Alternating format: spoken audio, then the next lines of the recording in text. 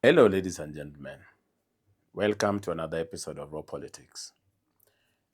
It is now obvious that the people of Mount Kenya actually regret joining Ruto through UDA. They are loudly saying that they were too trusting, that they should have formed their own party and then joined William Ruto. That UDA is not their home. They are regretting not joining Kenya Kwanza the way other people like Wetangula and Mudavadi and Kingi joined.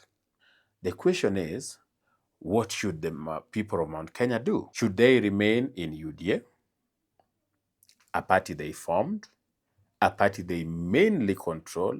Should they move to Jubilee, a party they once belonged to, a party they once believed was theirs, a party that has the leadership from Mount Kenya? Or should they wait for Rigathi Gachagua to form a new party? If that is some subject you are interested in, stay till the end. And if you are watching for the first time, just take a moment, subscribe to this channel so that you don't miss subsequent videos. Ladies and gentlemen, I did a video explaining how Kenyans see political parties. According to the Constitution, political parties are supposed to be formed around ideologies, meaning that what is supposed to bring you together when forming a political party is shared ideologies. But that is not how Kenyans see political parties. For Kenyans, most of them, political parties are tribal bargaining tools. I want to repeat that. For Kenyans, political parties are tribal bargaining tools. That is why in a country of only 40-something tribes, we have over 90 fully registered political parties. You got that right. It means if you were to give each and every community a party, they will get two. Each community can have two political parties. And most of these parties, when you look at them, they are either formed around an individual or around a community. And so that is the reality on the ground. The Constitution says one thing, Kenyans are doing the other thing. Okay? The Constitution says don't ever form a political party for a region or around a religion. But Wakenya ni nani? They are forming political parties day and night purely around individuals and around regions.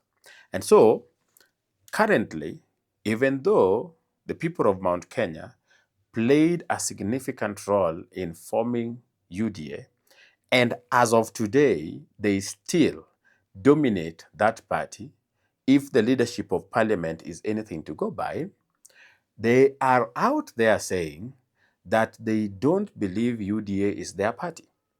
So why are they saying that?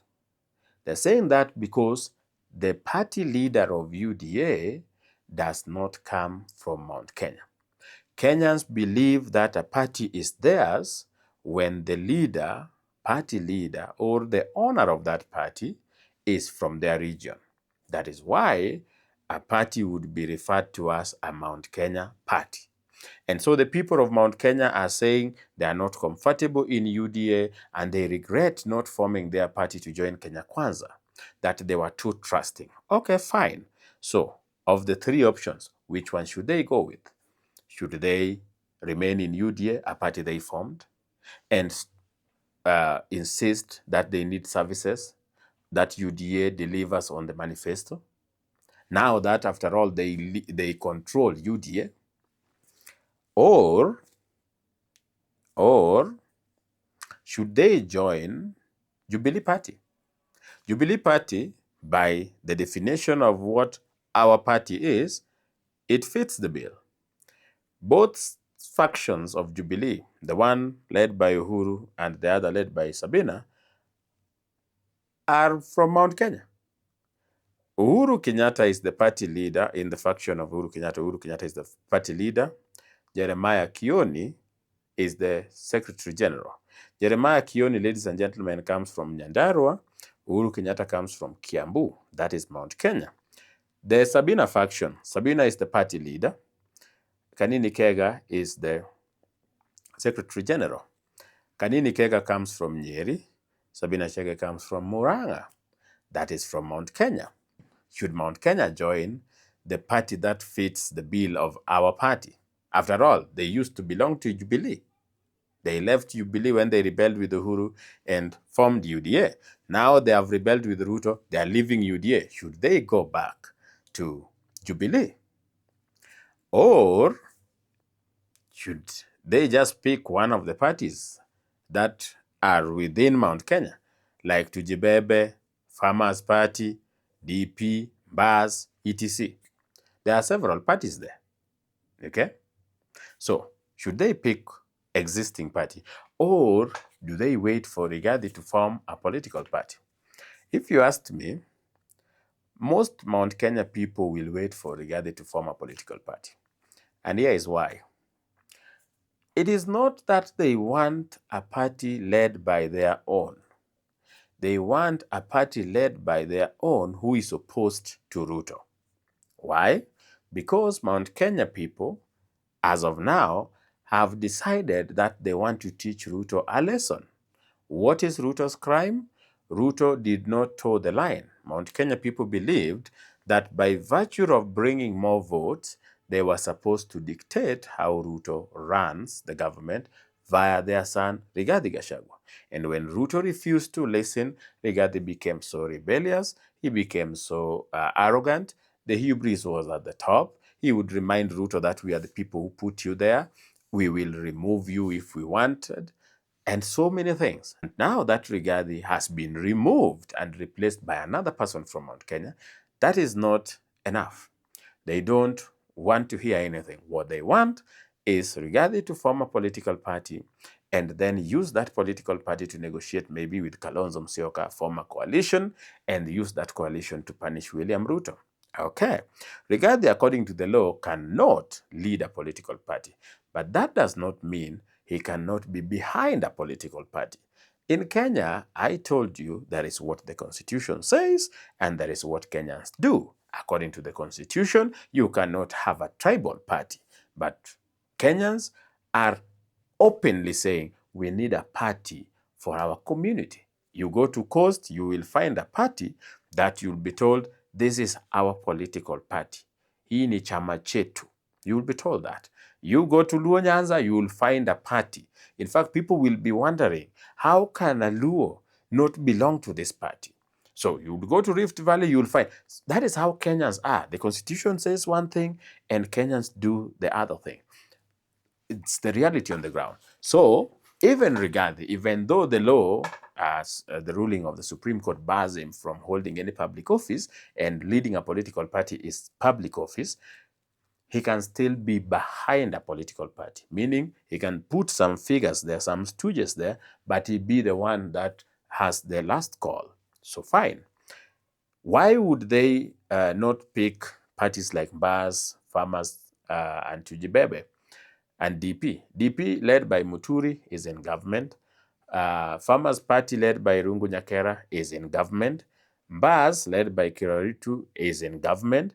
And Kabogo has not been very kind to Rigathi. He is more leaning towards William Ruto. So those are no-go zone for the Kikuyus who are rebelling with William Ruto.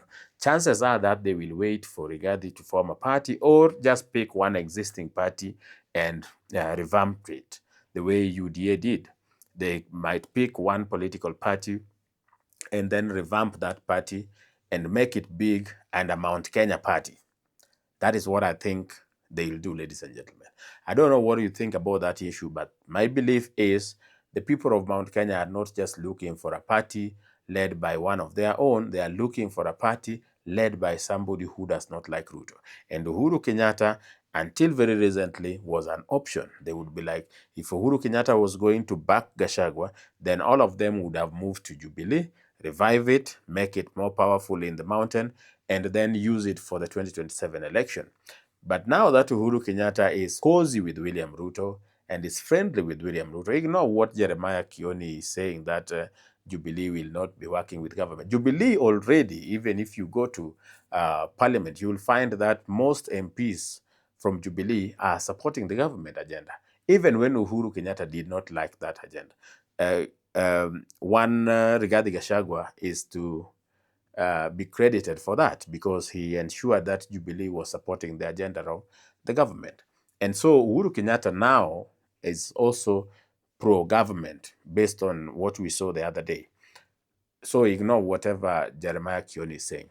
That means that majority of Kikuyus who want to have a revenge against Ruto come 2027 are not likely to join Jubilee, because they are feeling like Jubilee is now also a part of Kenya Kwanza, so to say.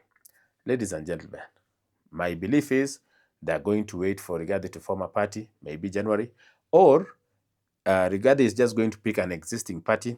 I said there are 90 plus fully registered parties, and only 22 of them are parliamentary parties. The rest are briefcase parties. So Rigathi can find one, buy it, revamp it, and call it the Mount Kenya Party, and use it for 2027 to maybe get rid of the MPs and be in control somehow. And that is what is likely to happen. I don't see Mount Kenya people remaining solidly in UDA. The leadership will, but the common person, they are boldly saying that UDA is dead to them.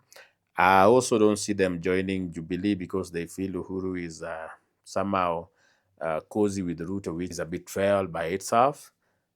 And of course, the likes of Nyakera, Kabogo, Muturi, and Kiraitu, I told you, they are friendly to the government, and so there are no goes on for these political rebels, so to say.